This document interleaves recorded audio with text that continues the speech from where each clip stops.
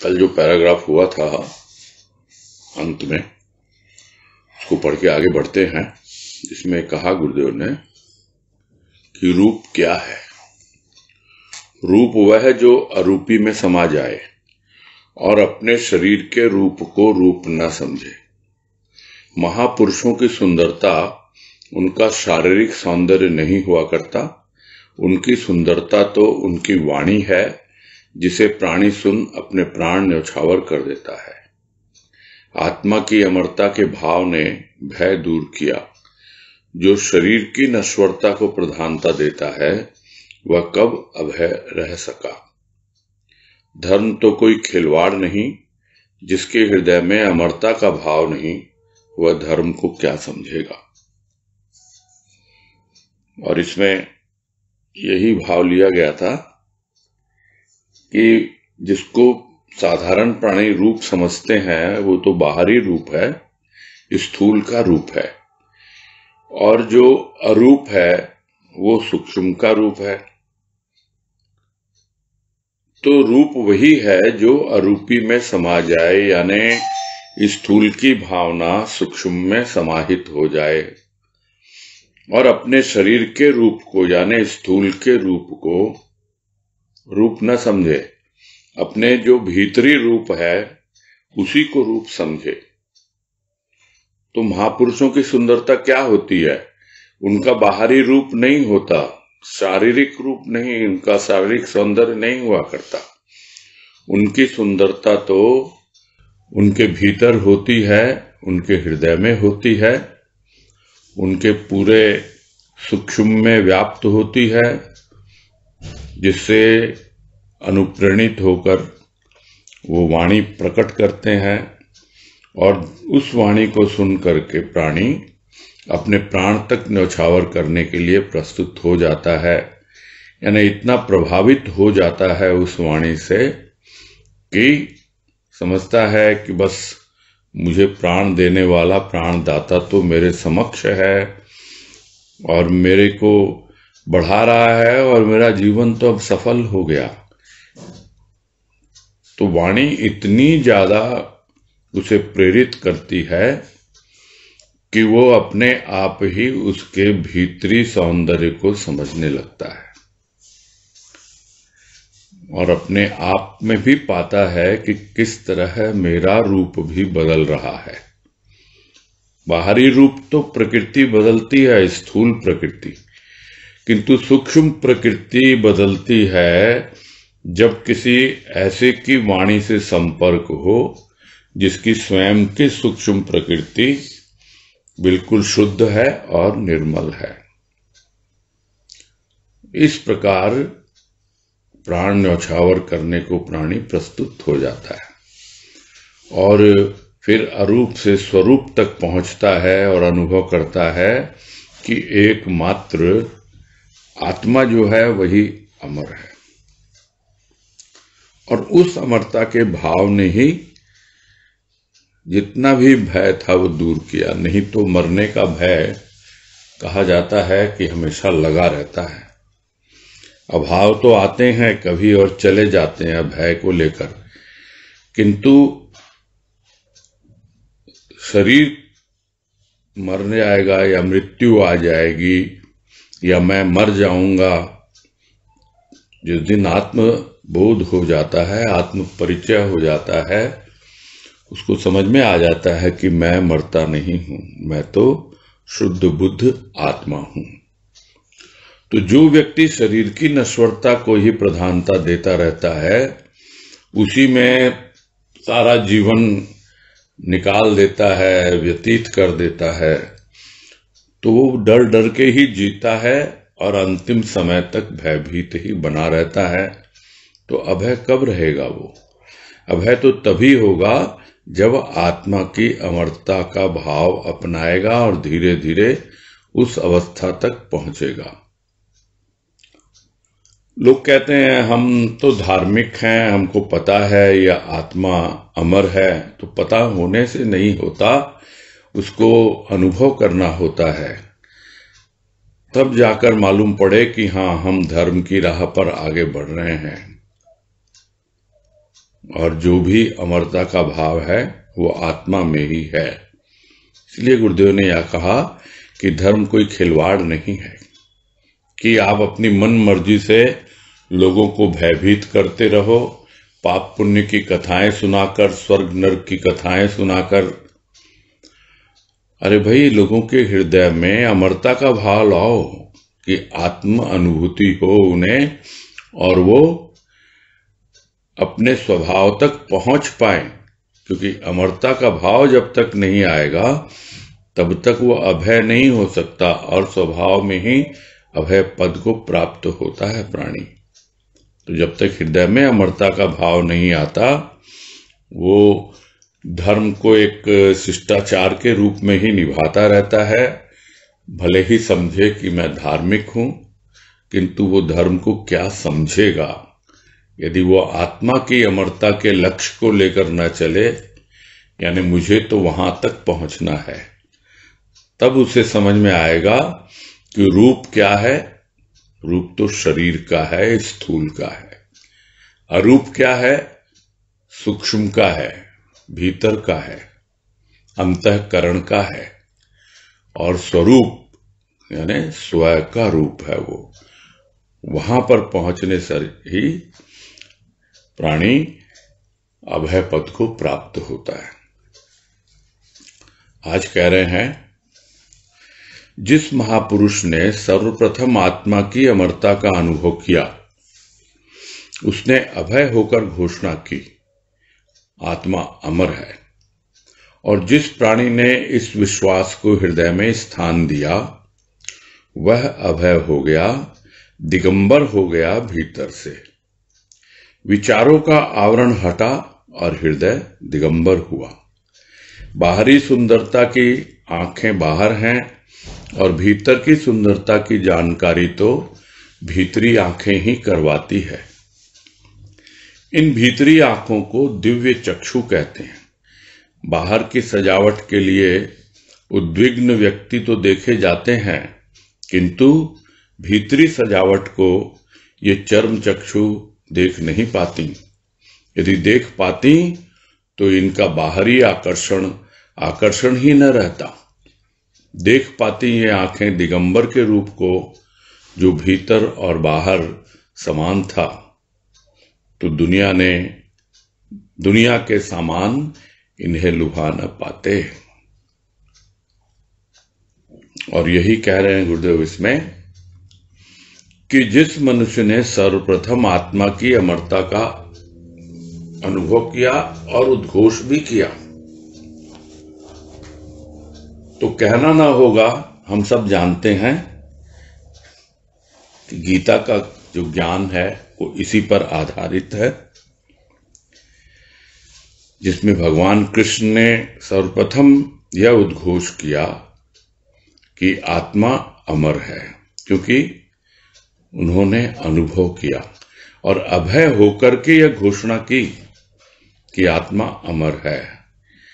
और उस घोषणा पर जिसने विश्वास किया, उसको माना और अपने हृदय में स्थान दिया और उस राह पर आगे बढ़ा और जहां तक अपने लक्ष्य तक यानी आत्मबोध तक पहुंचना था वहां पहुंचा, वह भी अभय हो गया। और इस प्रोसेस में यानी सुन करके जो उसके भीतर जो यात्रा हुई, आंतरिक यात्रा, उस यात्रा में उसने पूरी तरह से जो भी आवरण थे मन बुद्धि चित्त अहंकार पर, जिनको बाद में अलग अलग ढंग से समझाया जाता है कि मन में मैल है, चित्त में चंचलता है, बुद्धि में भ्रम है, अहंकार में आवरण है, किंतु है तो वो आवरण ही, किसी न किसी रूप में आवरण ही होते हैं, जो जब तक न हटें तब तक वो अपने परम लक्ष्य तक पहुंचता ही नहीं। तो विश्वास किया उसकी वाणी पर, उसकी घोषणा पर कि आत्मा अमर है, कभी मरती नहीं और मुझे उस अमरत्व का बोध करना है। आत्मा की अमरता का भाव लेकर वो भीतर प्रवेश करता है और सूक्ष्म से सूक्ष्मतर सूक्ष्मतम ये पूरी यात्रा करते हुए भीतर से दिगंबर हो जाता है। तो क्या था? विचारों का आवरण था। तो विचारों का आवरण हट गया और भीतर से पूरी तरह दिगंबर हो गया। बचा क्या फिर? कुछ नहीं, पूरी तरह खाली हो गया। तो बाहरी जो सुंदरता है वो तो हम सब जानते ही हैं कि बाहर की आंखें देखती हैं, किंतु भीतर की सुंदरता तो स्वाभाविक है। भीतर की सुंदरता भीतर की आंखें ही तो देखेंगी, किंतु भीतर भी कोई सौंदर्य है। भले ही वो बाहर से किसी भी रूप में हो, काला हो, गोरा हो, किसी भी प्रकार के कुछ वस्त्र धारण कर रखे हों या न कर रखे हों, वो उसी पर ज्यादा ध्यान देते हैं लोग और पता ही नहीं लगता कि भीतर की क्या सुंदरता है। उसका जो बाहरी जीवन है, बाहरी कार्यकलाप है, उसी पे ही ध्यान देंगे, भीतर ध्यान नहीं देते हैं। तो भीतरी सुंदरता की जानकारी अगर किसी को चाहिए तो स्वाभाविक है उसके लिए भीतर की आंखें हुआ करती हैं। तो वो भीतर की आंखें क्या है?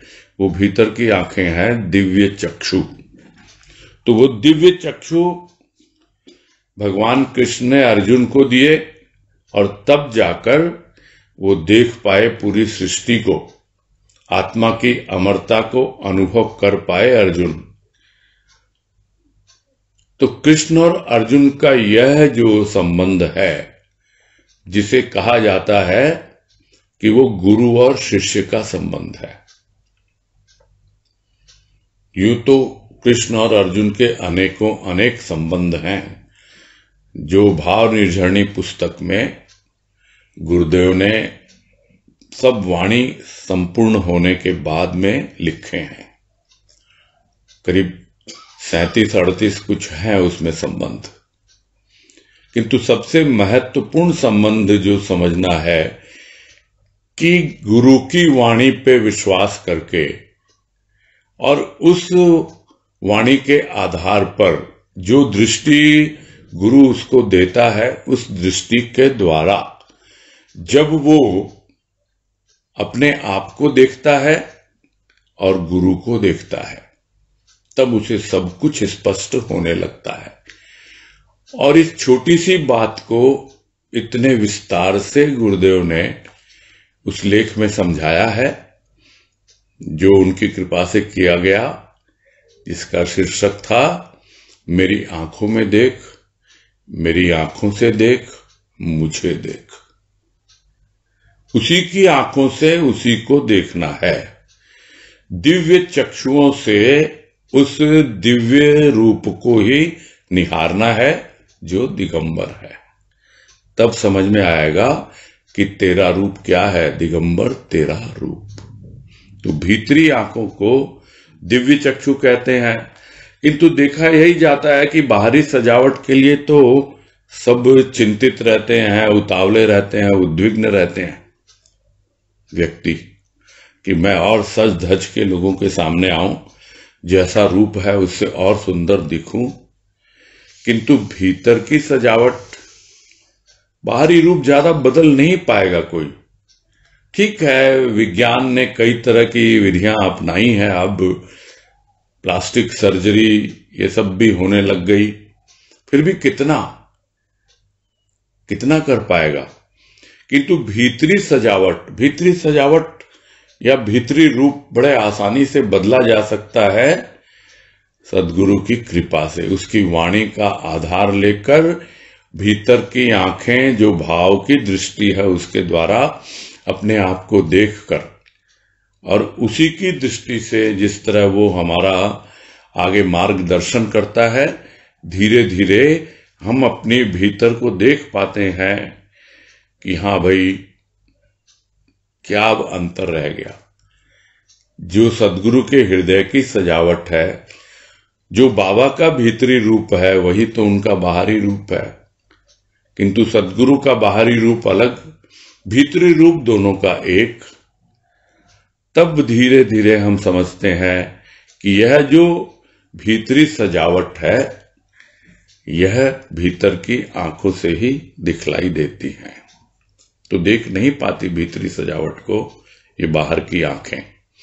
तो यदि देख पाती ये बाहर की आंखें भीतरी सजावट को, तब इनका बाहर के प्रति कोई आकर्षण रहता ही नहीं। सारा स्थूल का आकर्षण लोप हो जाता और फिर वो देख पाती उन दिगंबर के रूप को, उस दिगंबर के रूप को जो भीतर और बाहर समान था। तो इस प्रकार यदि देख पाती उन भीतर की आंखों से दिगंबर के रूप को, तो प्रथम तो बाहरी आकर्षण ही नहीं रहता। अगर आकर्षण होता तो दिगंबर के भीतरी रूप को देखने का आकर्षण रहता। और भीतरी रूप को यदि देख पाती, समझ पाती, तो फिर ये भी जानती कि बाहर भी दिगंबर है ये और भीतर भी दिगंबर है, एक समान। तो ये दुनिया की वस्तुएं, दुनिया का सामान जो है वो उन्हें लुभाता नहीं।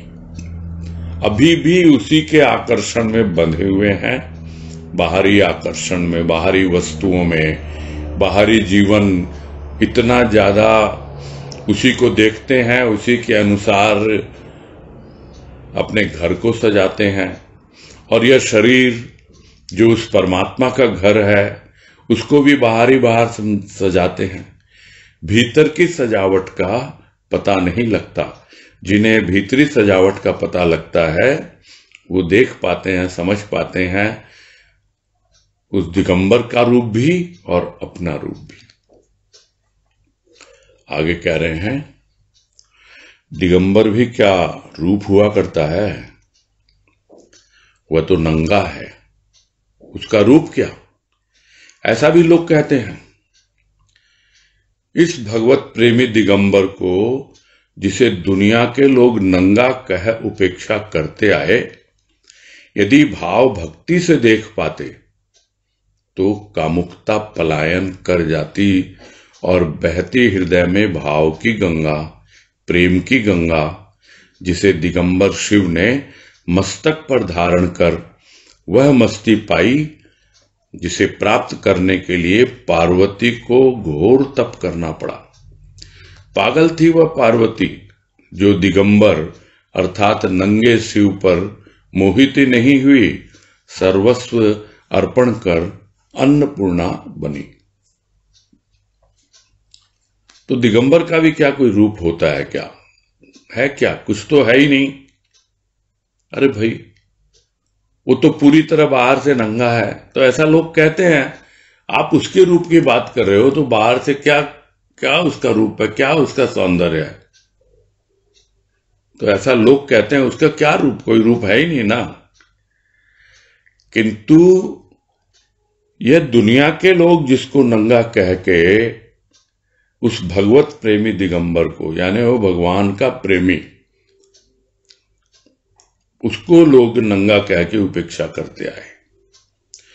यदि उनकी दृष्टि में भाव और भक्ति होती, उसके प्रति थोड़ा बहुत भी भाव होता और भाव की दृष्टि से देखते, थोड़ी बहुत भी भक्ति होती, उस दृष्टि से देखते, तो अपने आप ही जो एक नंगे को देख करके कामुकता पैदा होती है, वासना पैदा होती है, वो अपने आप ही पलायन कर जाती, पता नहीं कहां गायब हो जाती। क्योंकि जहां भाव है, भक्ति है, वहां कामना वासना का कोई स्थान नहीं होता है। और जब वो पलायन कर जाती, यानी अब भीतर में है ही नहीं कामना वासना, और फिर क्या? फिर बहने लगती हृदय में भाव की गंगा, प्रेम की गंगा। तो यह भाव की गंगा, प्रेम की गंगा बह निकलती जो देखता उस दिगंबर को उस भाव भक्ति से, और साथ ही साथ वो समझ पाता कि यह दिगंबर कोई साधारण दिगंबर नहीं, यह तो शिव स्वरूप है, जिसने उस भाव की गंगा को अपनी मस्तक पे धारण किया और वो मस्ती पाई। तो जैसे शिव को पाने के लिए पार्वती ने कितना घोर तप किया, तब जाकर समझ पाते हैं लोग, किंतु फिर भी क्या शिव के उस दिगंबर रूप को समझ पाते हैं? बाबा के उस दिगंबर रूप को समझ पाते हैं? वो तो तभी समझ पाएंगे जब उन्हें भाव और भक्ति के दृष्टि से देखेंगे और ये समझेंगे कि वही शिव स्वरूप है, जिस शिव को प्राप्त करने के लिए पार्वती ने इतना घोर तप किया। तो वो पागल थी, इसका मतलब वो पार्वती, जो इस दिगंबर के रूप को समझ पाई, भीतर की आंखों से देख पाई वो कि इसके भीतर तो प्रेम और भाव की गंगा बह रही है, और मेरे भी भीतर प्रेम और भाव की गंगा बहने लगी। तो शिव पर वो मोहित हो गई, उस प्रेम और भाव की गंगा को अनुभव करके, और अपना सर्वस्व अर्पण कर दिया उसका वरण करने के लिए। और वरण ही नहीं किया, अन्नपूर्णा बन गई, यानी जितनी भी सबकी कामनाएं, इच्छाएं पूरी करने की, और सबसे बड़ी क्या इच्छा कामना होती है प्राणी की? भोजन, अन्न। इसीलिए पार्वती का एक नाम अन्नपूर्णा भी है। इसलिए वो अन्नपूर्णा कहलाती है कि उसने सर्वस्व अर्पण कर दिया उस शिव को और उसका वरण कर लिया। तो यहां पर शिव के साथ एक तुलनात्मक अध्ययन गुरुदेव ने किया है बाबा का, कि लोग जो है जैसे शिव को नहीं समझ पाए, एकमात्र पार्वती ने समझा, क्योंकि उसने प्रेम और भाव की दृष्टि से देखा। उसी तरह गिने चुने ही भगवत प्रेमी थे जिन्होंने बाबा के उस दिगंबर रूप को समझा, अन्यथा लोग तो यही कहते, ये तो नंगा है, ये कोई इसका रूप है क्या जिसकी बातें आप कर रहे हैं? और या तो शर्म के मारे आंखें झुका लेते, सिर नीचा कर लेते, या फिर घृणा करने लगते। यही सब बातें तो गुरुदेव ने पहले बताई, और ये कह रहे जिन्होंने उस दृष्टि से देखा, उन्होंने सब कुछ पा लिया, सब कुछ अर्पण करके, सर्वस्व अर्पण करके सब कुछ पा लिया। आगे कह रहे हैं, आंखों में पवित्र भाव आए कहां से? दिल जो गंदा है, अतः मस्तक पर गंगा वाले के दिगंबर भाव को क्या समझे? जो आनंद, जो मस्ती शिव ने ली, उसके लिए चतुर्मुख तरसता रहा, चतुर्भुज छटपटाता रहा। चार वेदों की ध्वनि चारों दिशाओं को मुखरित करती रही, किंतु इस ध्वनि के धन को अपनाया किसने? उसी ने जो नर रूप धारण कर नरड़ अर्थात राजस्थान का एक गांव नरड़ आया, और दिगंबर वेश ही उसका भक्तों को सदा विशेष आनंद देता रहा। तो यदि किसी का दिल गंदा है तो स्वाभाविक है आंखों में पवित्रता का भाव आएगा ही नहीं, क्योंकि आंखें हैं क्या? आंखें तो दिल का आईना होती हैं। कोई कितना भी मुखौटे ओढ़ ले, वो तो मुख को ही ढकेंगे ना।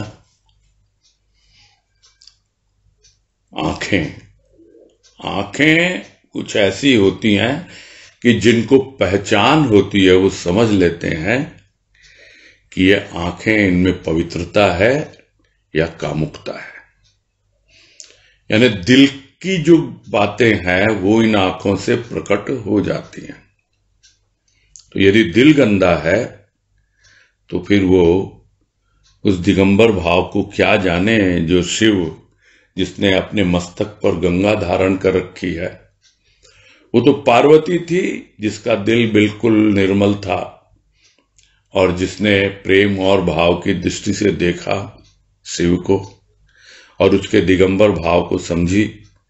किंतु जिसका दिल गंदा है वो समझ ही नहीं पाता उस शिव को, क्योंकि जो आनंद और जो मस्ती शिव ने ली, यानी जितनी मस्ती में शिव रहे, उनको कोई फर्क नहीं पड़ता और बड़े आनंद से अपना तप में लगे हुए हैं। अपना जो कुछ भी उनका जीवन बड़े मजे से बिता रहे हैं मस्ती में, उसके लिए तो चतुर्मुख तरसता रहा। चतुर्मुख यानी ब्रह्मा, जिसके 4 मुख हैं, और चतुर्भुज यानी विष्णु, वो छटपटाता रहा। यानी उस शिव की मस्ती के लिए ब्रह्मा भी छटपटाता रहा, तरसता रहा, और विष्णु भी छटपटाता और तरसता रहा। और चारों वेदों की जो ध्वनि है वो दिशाओं को मुखरित करती रही। उसके बाद सृष्टि की रचना तो हो गई, ब्रह्मा ने कर दी, विष्णु पालन करने में लग गया, किंतु शिव तो अपनी मस्ती में है, अपने आनंद में है। और कुछ ऐसा उसने सिस्टम प्रोसीजर बना दिया, तौर तरीके बना दिए कि जो जैसा करेगा उसी के अनुसार वो आगे जीवन प्राप्त करेगा। मैं तो कल्याण करने के लिए आया हूं, यही शिव का भाव रहता है, किंतु मैं कल्याण उसी का करूंगा जो अपना कल्याण करता है। और प्राणी अपना कल्याण तो बहुत दूर की बात है, वो तो दूसरों के साथ यदि कोई शांतिपूर्ण ढंग से अपनी मस्ती में, अपने आनंद में, उस शिव भाव में जी रहा हो, उसको ही परेशान करने के लिए तैयार रहता है। तो ये अवस्था होती है। फिर जैसे जैसे वेदों की रचना होती है, वो चारों दिशाओं में मुखरित करती रहती है, गूंजती रहती है चारों दिशाओं से। और यह जो ध्वनि है, यह उस ध्वनि के धन को, यानी जो वेदों की वाणी जो गूंज रही सूक्ष्म में, उसको किसने अपनाया? उसी ने अपनाया जिसका वर्णन हो रहा है यहां, जो नर रूप धारण करके आया नरड़ में, जो बाबा का जन्म स्थान, राजस्थान का एक गांव, और दिगंबर वेश जो है उसको धारण किया, और वही वेश उसके भक्तों को सदा आनंद देता रहा, क्योंकि उन भक्तों के भीतर उसके प्रति प्रेम और भाव की दृष्टि थी, और उसकी भक्ति को ही वो प्रधानता देते थे।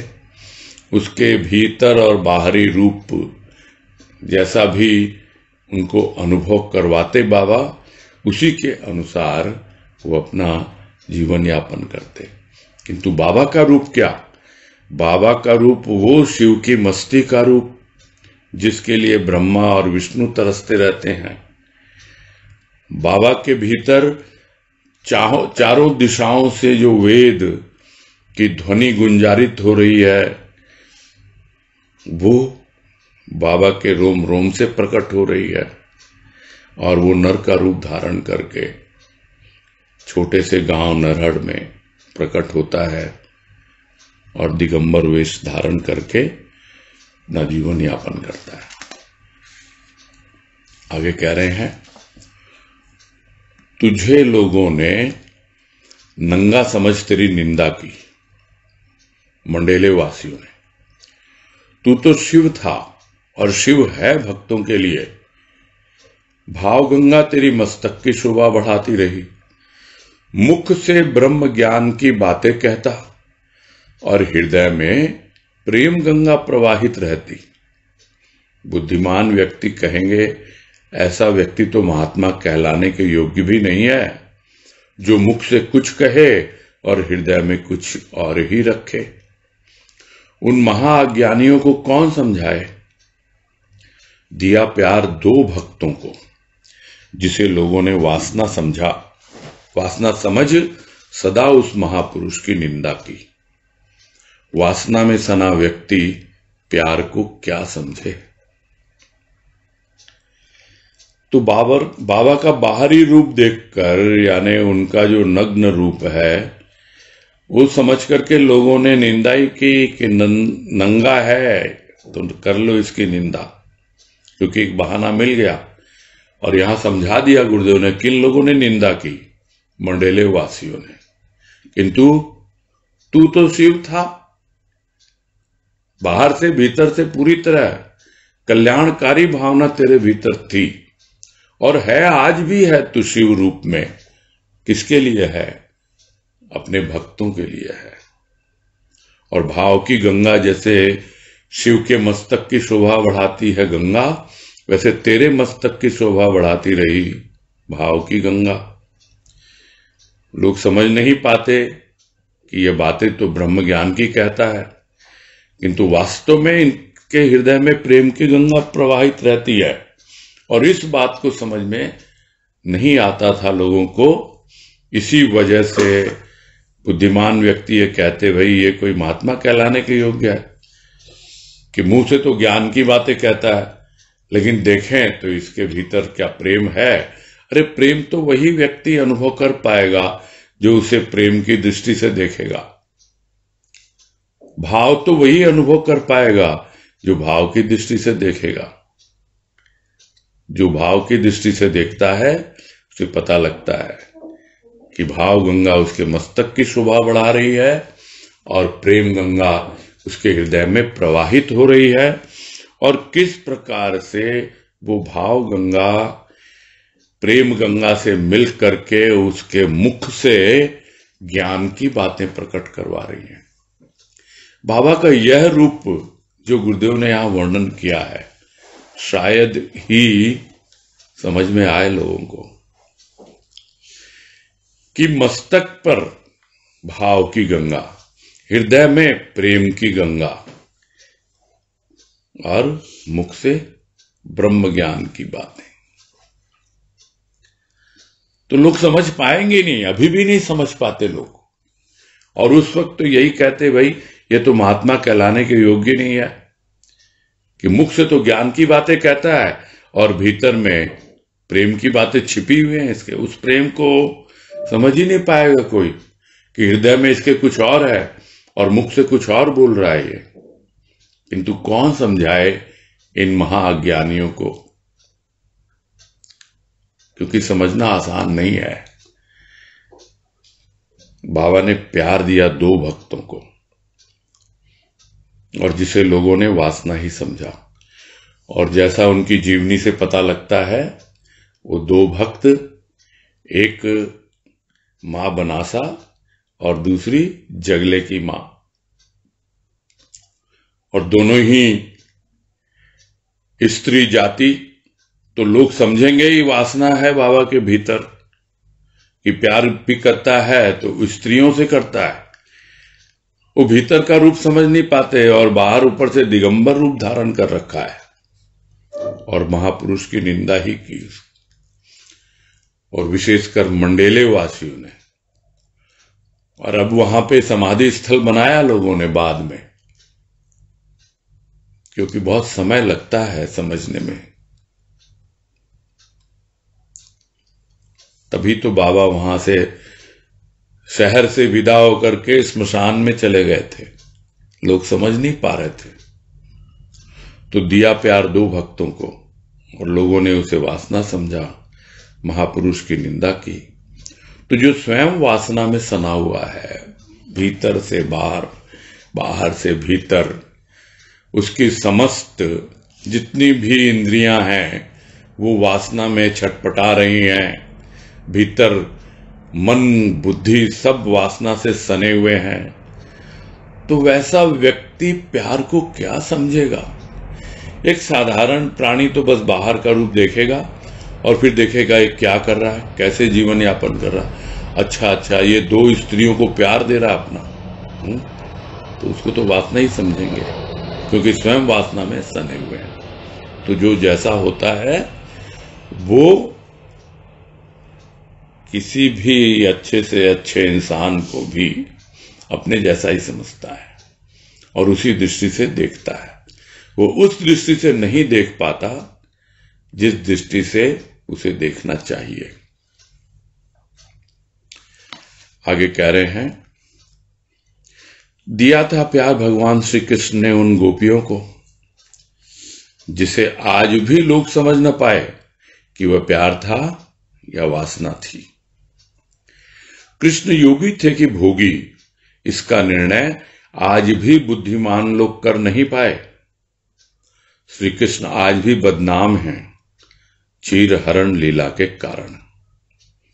लोगों ने ऊपरी चीर अर्थात वस्त्र हरण को ही समझा, किंतु वे इसे क्यों नहीं समझे कि जब तक आवरण हृदय पर पड़ा रहता है वह उस दिव्य रूप की झांकी नहीं देख पाते। भगवान श्री कृष्ण यदि हृदय चीर कर दिखलाते हुए यह कहते कि मैंने यह चीर हरण लीला वासना से अनुप्राणित होकर नहीं की है, तो क्या लोग मानते? मैं वासना का भूखा नहीं, मैं वासुदेव तो वास करता हूं अपने भक्तों के हृदय में। बुद्धिमान आज भी कहते हैं कि उस समय स्त्रियां वस्त्र उतारकर यमुना में स्नान करती थीं। उसी गंदी प्रथा को बंद करने के लिए उन्होंने चीरहरण लीला की थी। बड़ा सुंदर उत्तर है इन वासना के पुजारियों को। आवरण हृदय का हटाना किसी महायोगी की ही शक्ति है, इन वासना के पुजारियों की नहीं। सूक्ष्म कार्य जब स्थूल के रूप में दिखलाया गया तो महायोगी भी महाभोगी समझा जाए, यह बुद्धि की बलिहारी है। और इसमें यही उदाहरण देकर के समझा रहे हैं गुरुदेव कि कोई अगर किसी को दिगंबर करना भी चाहे, किसी का चीर हरण करना भी चाहे, उसे अनावृत करना भी चाहे भीतर और बाहर से, तो भी लोग समझ नहीं पाते हैं। प्यार दिया उन्होंने गोपियों को, किंतु लोग समझ ही नहीं पाते कि वो प्यार था कि वासना थी। क्यों नहीं समझ पाते? क्योंकि उनकी दृष्टि में वासना थी। उनकी दृष्टि में यदि प्यार होता, उनके हृदय में यदि प्यार होता, तो वो समझ पाते कि कृष्ण और गोपियों का आपस में क्या संबंध है। लोग तो उसे वासना ही समझते रहे और इसका निर्णय आज तक भी लोग कर नहीं पा रहे हैं, क्योंकि उनकी लीलाएं ऐसी हैं। कृष्ण के बारे में तो बहुत ज्यादा प्रचलित है ये कि योगी थे कि भोगी थे। ऊपरी लीलाओं से लोग कहेंगे ये तो भोगी था, किंतु वो एक ऐसा योगी था कि जो साधारण सी लीलाओं के द्वारा इतना गहन और इतना गंभीर संदेश देके चला गया। क्या कोई इमेजिन कर सकता है, कल्पना कर सकता है कि महाभारत जैसी भूमि पर जहां युद्ध लड़ने को प्रस्तुत हैं 2 पक्ष, और वहां पर गीता का ज्ञान देना, तो वो क्या है? जब उसकी बातें करते हैं तो लोग कहते हैं हाँ वो तो महायोगी थे, किंतु जब रासलीला की बात करते हैं गोपियों के साथ तो उसको कहते हैं यह तो भोगी थे। समझ ही नहीं पाए, निर्णय नहीं कर पाए बुद्धिमान लोग आज तक भी। और सबसे ज्यादा बदनाम किस लिए है कृष्ण? वो जो उनकी चीर हरण लीला है, और उसके बारे में हम सबको पता है और गुरुदेव उसको अलग दृष्टिकोण से देख करके समझा रहे हैं कि क्या कृष्ण की दृष्टि थी। यदि हम भी कृष्ण की दृष्टि से चीर हरण लीला को समझें तो हम समझ पाएंगे। नहीं तो जो साधारण लोग हैं उन्होंने तो यही समझा कि जो ऊपरी चीर है यानी ऊपरी वस्त्र है उसको ये हरण किया है, किंतु वो ये क्यों नहीं समझते कि जब तक भीतर में आवरण पड़ा रहता है, हृदय पर आवरण रहता है, हृदय के ऊपर में वस्त्र आवरण पड़ा रहता है, तब तक दिखलाई नहीं देगा वो कृष्ण का दिव्य रूप। तो अपना दिव्य रूप दिखलाने के लिए उनके हृदय से उन्होंने चीर हरण किया है। ये ऊपरी तो एक लीला है। अब लोग उनको क्रिटिसाइज करने लगे, आलोचना करने लगे उनकी, तो क्या करे? अपना चीर के दिखलाए दिल।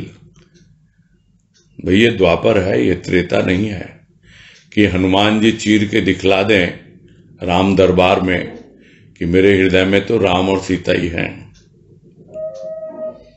यह द्वापर है, बदल चुका है युग, लोगों की दृष्टि इतनी कलुषित हो चुकी है। इसीलिए यदि चीर के दिखलाते भी ना अपना हृदय तो क्या कहते? यही कहते कि यह चीर हरण लीला मैंने वासना से अनुप्राणित होकर नहीं की, मैं वासना का भूखा नहीं हूं। तो क्या लोग मानते इस बात को? अरे मैं तो वासना का भूखा नहीं, मैं तो वास करता हूं अपने भक्तों के हृदय में, और ये गोपियां हैं, ये मेरी भक्त हैं, ये मेरी प्रेमी हैं, मैं इनके हृदय में वास करता हूं। और इनका चीर हरण करके यही बतलाता था कि पूरी तरह से तुम भीतर से अनावृत हो जाओ, दिगंबर हो जाओ। और बुद्धिमान आज भी कहते हैं कि वो एक प्रथा थी उस वक्त कि गोपियां जो थी या और जो स्त्रियां थी यमुना में स्नान करती थी और वस्त्र उतार कर करती थी। इसलिए कृष्ण ने चीर हरण लीला की ताकि गोपियों को समझ में आए कि ये बड़ी गंदी प्रथा है, कोई भी चीर हरण कर लेगा तो क्या होगा। इसलिए उस प्रथा को बंद करने के लिए किया। ऐसा बुद्धिमान लोग आज भी मानते हैं और कहते हैं, किंतु यह तो वासना के पुजारियों का उत्तर है, क्योंकि वो हमेशा अपने आप को ढके रहना चाहते हैं। वो बाहर का श्रृंगार देखते हैं, बाहर का सौंदर्य देखते हैं, बाहर की सजावट देखते हैं, भीतर का सौंदर्य, भीतर की सजावट उसका पता ही नहीं। बाहर का दिगंबर, भीतर का दिगंबर क्या होता है उसका पता ही नहीं इन्हें। तो सुनने में तो बड़ा सुंदर लगता है ये कि यह हुआ, क्या सुंदर उत्सव है, उत्तर है, किंतु वास्तव में क्योंकि इनकी आंखों में वासना है इसलिए ये आवरण हटने ही नहीं देना चाहते किसी का। किंतु यह तो किसी महायोगी की कृपा होती है, उसी की शक्ति के द्वारा हृदय का आवरण हटता है। ये जो वासना के पुजारी हैं, इनके द्वारा क्या कभी किसी के हृदय का आवरण हट पाया? हृदय का आवरण तो हटाता है जो महायोगी है, और कृष्ण को महायोगी कहा जाता है। और उसी का उदाहरण देकर गुरुदेव समझा रहे हैं कि हृदय का आवरण हटाना, तो यह तो महायोगी की शक्ति है। और ये वासना के पुजारी आलोचना जरूर कर सकते हैं, निंदा भी कर सकते हैं, समझ नहीं पाते इसलिए वासना का नाम दे देते हैं, क्योंकि यह उनके वश की है ही नहीं, उस दृष्टि से समझ ही नहीं पाते चीजों को, क्योंकि ये वासना के पुजारी हैं, ये प्रेम के पुजारी नहीं हैं। प्रेम की पुजारी नहीं है ये गोपियां। वो समझ पा रही हैं किंतु बाकी लोग वो नहीं समझ पा रहे। तो जो सूक्ष्म कार्य होता है और उसको यदि स्थूल रूप में दिखलाया जाता है तो फिर लोगों को भ्रम होने लगता है। उस अवस्था में महायोगी भी महाभोगी समझा जाता है। तो क्या कहा जाए इसको? गुरुदेव यही कह रहे हैं, यह तो बुद्धि की बलिहारी है। अपने आप को बुद्धिमान समझते हैं, बहुत समझदार समझते हैं, किंतु समझ नहीं पाते कि वो क्या करना चाहते थे। बाहरी लीला करके वो भीतर का आवरण हटाना चाहते थे। बाहर चीर हरण करके भीतर जो कुछ भी निरर्थक है। जैसे क्या करता है एक डॉक्टर? चीर फाड़ करके भीतर जो भी गंदगी है, जो भी गलत हो गया, कभी कोई ट्यूमर हो जाता है, कभी किसी के एक्स्ट्रा ग्रोथ हो जाता है, कभी कुछ और हो जाता है, उसको निकाल देता है और शरीर को स्वस्थ कर देता है। वैसे ही जो हृदय का डॉक्टर है, जो संत है, महापुरुष है, वो अपना हृदय चीर करके वो दूसरों के हृदय का ऑपरेशन करता है, दिखलाता है दूसरों को, देखो मेरे हृदय में कौन, वो भी तुम्हारे हृदय में है और मैं उसे दूर करना चाहता हूं, सारी गंदगी को। मैं भीतर से दिगंबर, तू भी भीतर से दिगंबर हो जा। और नहीं हो पाता तो मुझे अलाउ कर, मुझे दे परमिशन, मैं कर रहा हूं तुझे। किंतु हम तो लजाते हैं, शर्माते हैं। वो कहता है मैं तैयार हूं, तुम तैयार हो? नहीं, ना, आसान नहीं है कि होके दिगंबर कर ले स्वयंवर, सबको अपने बर से मिलावे। भजन की पंक्तियां याद आ गई। याद आनी स्वाभाविक है, क्योंकि जब ये भजन में व्यक्त हुआ था तो लोग समझ ही नहीं पा रहे थे, अपनी अपनी दृष्टि से देख रहे थे। कृपा थी गुरुदेव की कि वो समझा रहे हैं कि एरी सखीरी मोरी सुरता, यानी मेरी सखी। तो लोग सखी समझते हैं कि भैया जी हमको बोल रहे हैं सखी। अरे मेरी सुरता, यानी मेरी आत्मा, जो तू मेरी सखी है, तू भी फाड़ दे गुण का कुर्ता। अरे जो गुण का कुर्ता गुरुदेव ने फाड़ा, ऊपर से पहना तो क्या हो गया? भीतर कोई गुण नहीं, वो तो निर्गुण है। भीतर कोई आवरण नहीं, भीतर कुछ भी नहीं। तो होके दिगंबर, तू भी उसकी तरह दिगंबर हो जा और उससे स्वयंवर कर ले, क्योंकि सबको अपने वर से मिलाता है वो। और उस तुम्हारा वर कोई और नहीं, वही वरेण्यम है, वही वर्ण करने योग्य है। वो तैयार है, बस तू तैयार हो जा, तब पता लगेगा। नहीं तो लोग यही समझते हैं कृष्ण को, जब उसने स्थूल रूप में दिखलाया तो महायोगी भी महाभोगी समझा जाए। ये तो स्वाभाविक है, लोग समझ नहीं पाते। जिसकी जैसी दृष्टि होती है, जिसकी जैसी सोच होती है, उसी के आधार पर और बाहर की लीलाओं से, बाहर की बातों से भीतर के भाव को समझना बड़ा कठिन हो जाता है। बस यहीं पूरा करते हैं आज।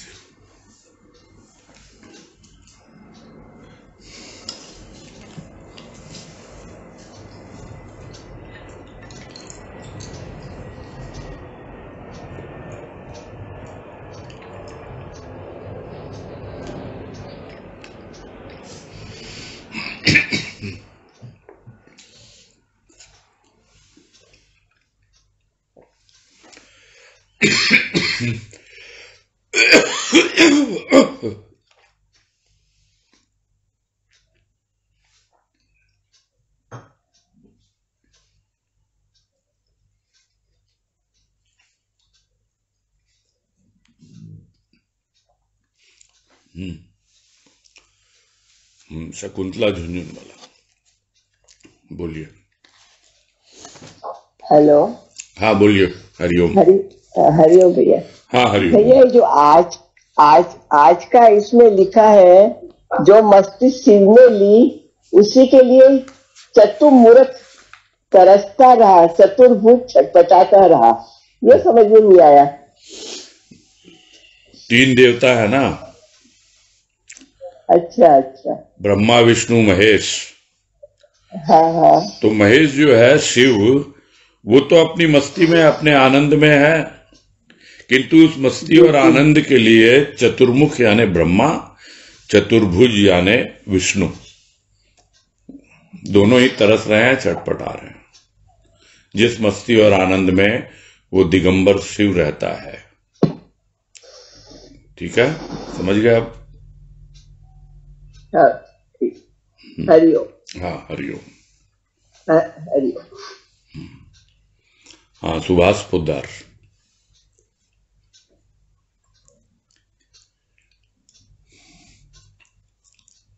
हरिओम भैया। हाँ हरिओम, बोलिए भैया। आज के जो प्रवचन के पहले पैराग्राफ में महापुरुषों की सुंदरता उनकी वाणी है, जिसे प्राणी सुन अपने प्राण निछावर कर देता है। भैया कल का था। हाँ, कल का था ये। कल का था, आज रिपीट हुआ है। आज रिपीट किया गया इसको। हाँ बोलिए। हाँ भैया। हाँ तो वो थोड़ा सा नहीं समझ में आ रहा भैया। महापुरुषों की सुंदरता उनकी वाणी होती है, तो फिर उस पर प्राण कैसे प्राणी निछावर कर देते हैं? वो वाणी जब भीतर जाके लगता है ना, शुरू में तो वाणी का वाण लगता है, चुभता है। और ये जैसे पुराने जमाने में होता था कि जो तीर चलाते थे ना, उसके नोक पे विष लगा देते थे, जहर, तो चुभता था, तो वहीं मर जाता था वो। और ये जो महापुरुष होते हैं, संत महापुरुष, वो अपनी वाणी के द्वारा ऐसा वाण चलाते हैं कि उसकी नोक पर अमृत लगा हुआ होता है। वो जब चुभता है तब उसको आत्मा की अमरता का बोध होना शुरू हो जाता है। आत्मा की अमरता का जो भाव अंदर प्रवेश करता है उस वाणी को सुन करके, तब प्राणी जो है अपने आप को समझता है, अरे हाँ, अब मेरा जीवन लेना सार्थक हुआ। जो प्राण मुझे दिए प्राणदाता ने, वही मेरे सामने अपनी वाणी के द्वारा मुझे आत्मा की अमरता का बोध कराने के लिए प्रस्तुत है। बस और क्या चाहिए?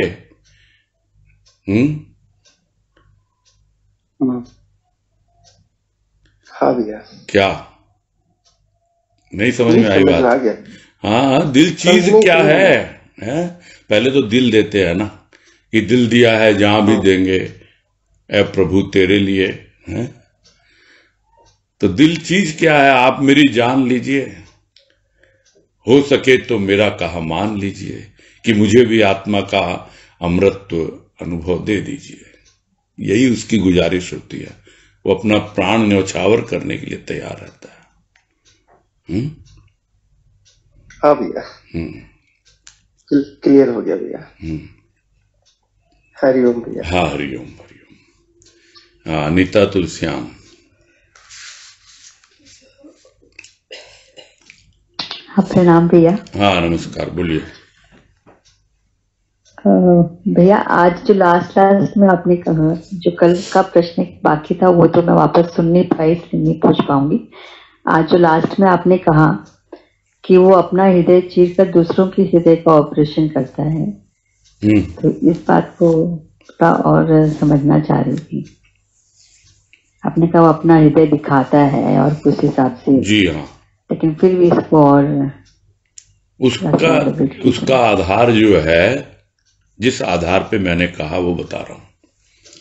उसका आधार है वो लेख जिसकी बात आज भी आई थी कि मेरी आंखों में देख, मेरी आंखों से देख, मुझे देख। तो जब वो प्रथम अवस्था में उसकी आंखों में देखता है तो कुछ समझ नहीं पाता है, लेकिन जब उसकी आंखें, उसके हृदय का जो दर्पण वो समझने लगता है और उसमें भी पूरी तरह समझ नहीं पाता, तब वो अपना हृदय चीर करके दिखाता है कि देख मेरे हृदय में क्या है, प्रेम है और भाव है और कुछ भी नहीं है।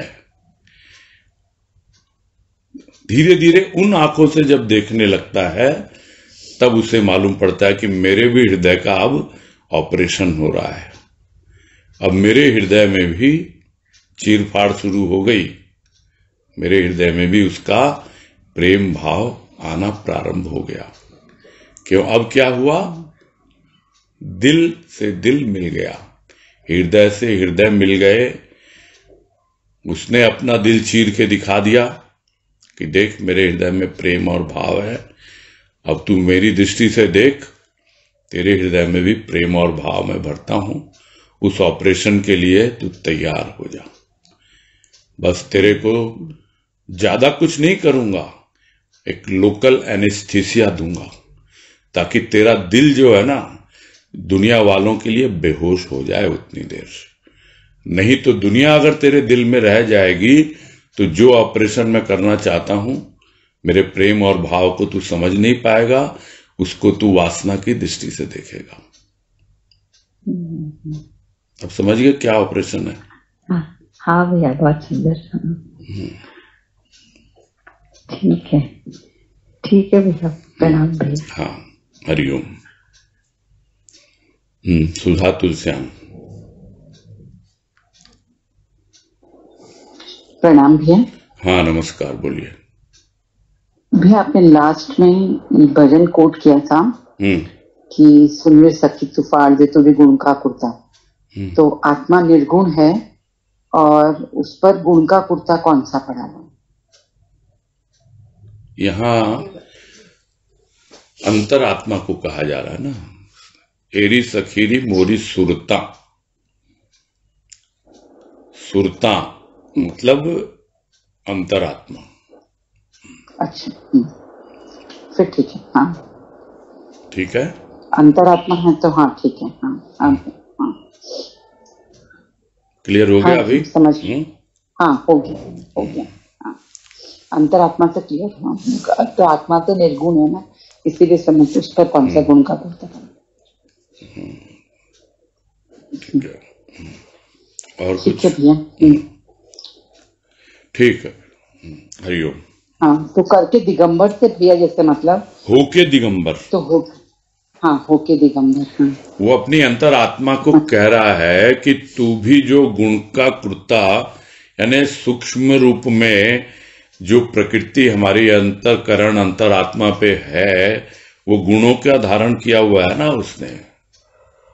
उन गुणों को तू फाड़ करके उतार दे, तू भीतर से दिगंबर हो जा पूरी तरह से। बस। और वो बता रहा है, वो बैठा है तैयार आत्मा में अपने वर से मिलाने के लिए। तुमको स्वयं का स्वयं को ही वर्ण करना है। ठीक? हाँ हाँ हाँ, ठीक है भैया। हाँ, प्रणाम। हरिओम। ठीक है, फिर है समय भी हो रहा है,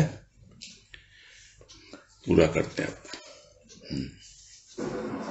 ठीक है भैया जी। हरिओम भैया जी। हरिओम सबको। हरिओम। हरिओम सब।